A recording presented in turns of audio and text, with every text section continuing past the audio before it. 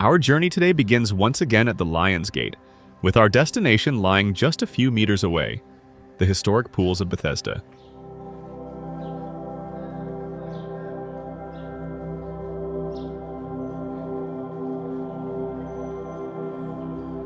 The Pools of Bethesda, also known as the Sheep Pools, rest within the Bethesda Valley, cutting diagonally across the northeastern corner of Jerusalem's Old City.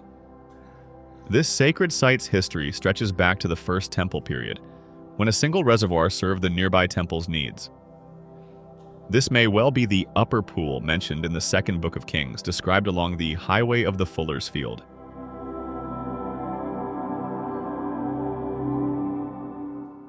According to the Gospel of John, chapter 5, Jesus performed a miraculous healing here, curing a man who had been ill for 38 years.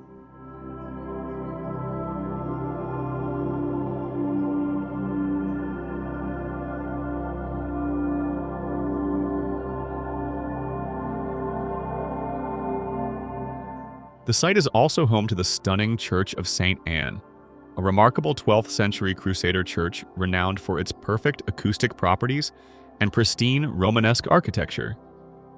St. Anne, according to Christian tradition, was the mother of the Virgin Mary and grandmother of Jesus.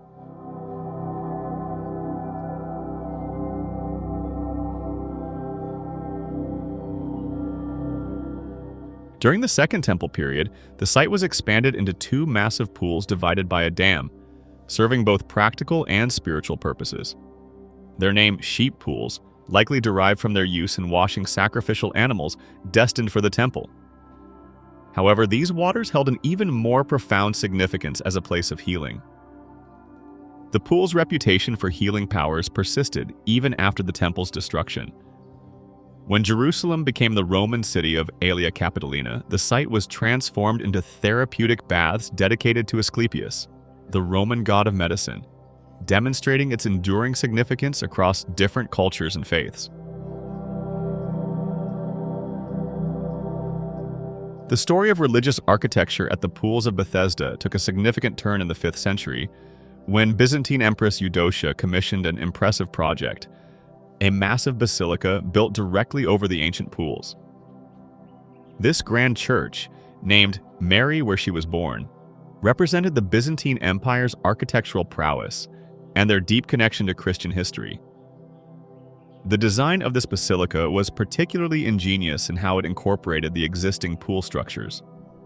Its central aisle was positioned directly above the rock wall that separated the pools, while the side aisles stretched over the two water basins themselves.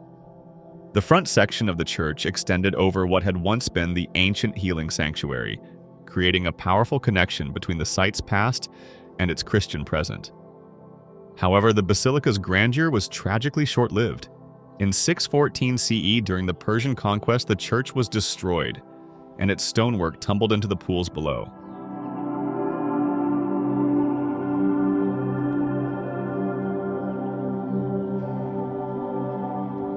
Later, during the Crusader period, a more modest structure called the Church of the Paralytic was built over a portion of the ruined Byzantine basilica.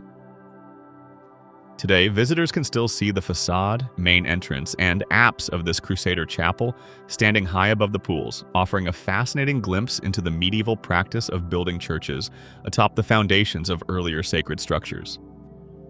The Crusader church at the Pools of Bethesda presents a fascinating example of 12th century architectural adaptation.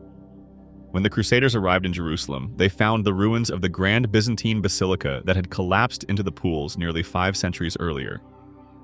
Rather than attempting to rebuild the entire massive structure, they chose to construct a more modest chapel, known as the Church of the Paralytic, over just a portion of the ancient ruins.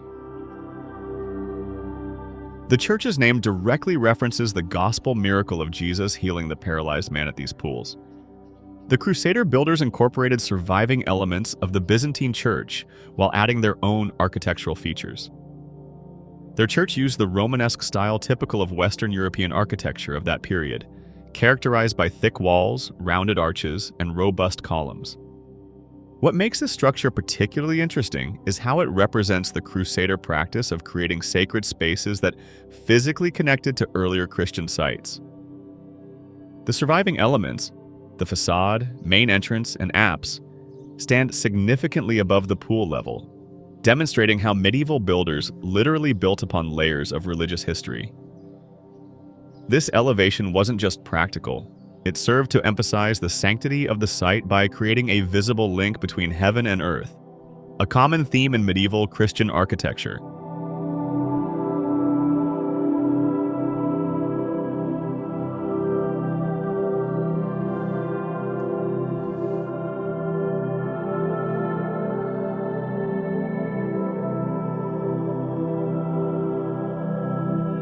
Beneath the Crusader church lies a Roman cistern that provides striking evidence of the site's importance as a water source. These remains were originally part of the northern pool, demonstrating how this location has been continuously used for water management throughout its long history.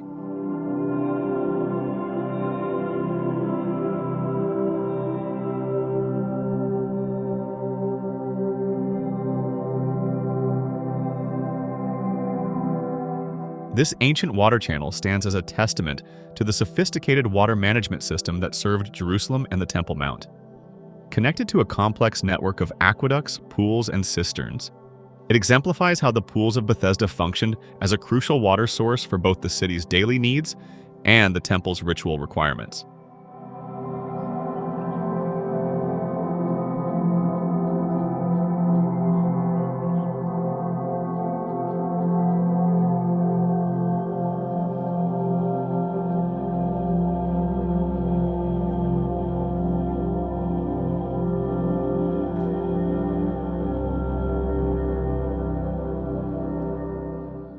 Another look at the site from east to west gives us an opportunity to tell the story of the miraculous healing tradition.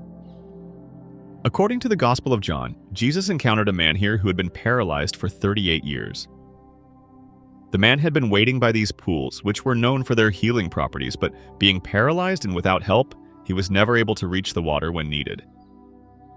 The significance of this miracle extends beyond the healing itself.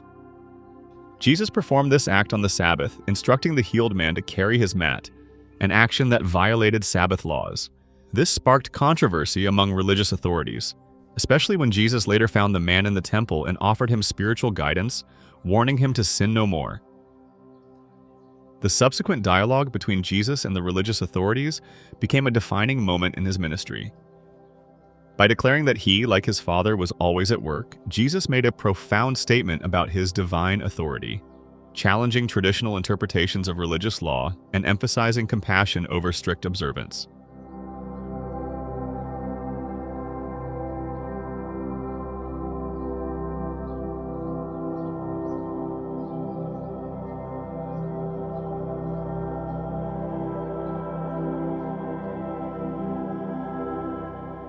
The Church of St. Anne stands as Jerusalem's most well-preserved Crusader church, offering visitors a remarkable glimpse into 12th century architecture and sacred history. Built just before 1140 CE, this church marks what Christian tradition holds as the birthplace of the Virgin Mary and the home of her parents, Anne and Joachim. While the New Testament doesn't mention Mary's birthplace, this tradition stems from the apocryphal Gospel of James, written around 150 CE. The church's architecture reflects both functionality and spiritual symbolism. Its thick walls and strong lines create a fortress-like appearance, typical of Crusader construction, while its interior offers a serene space for contemplation.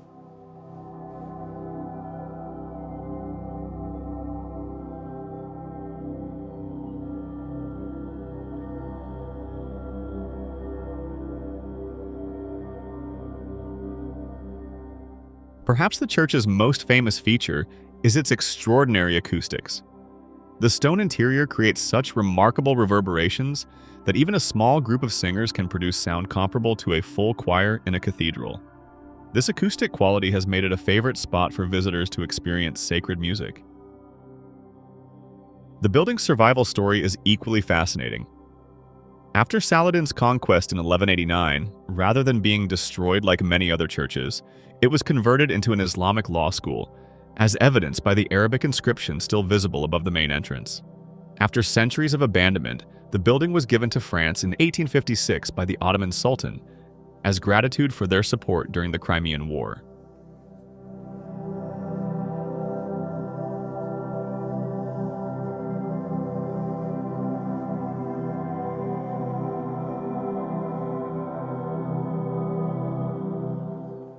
Below the main church, a crypt holds special significance.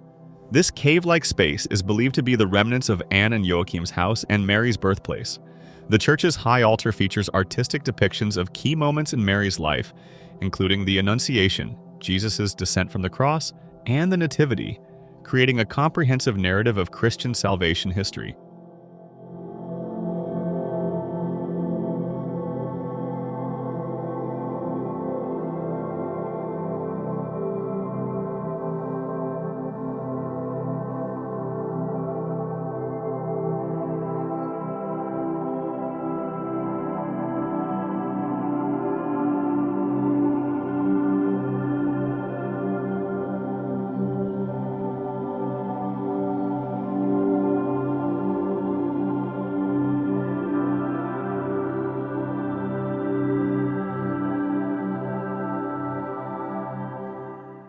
As we conclude by Cardinal Lavigérie's statue, we're standing on grounds that changed hands through a remarkable historical gesture.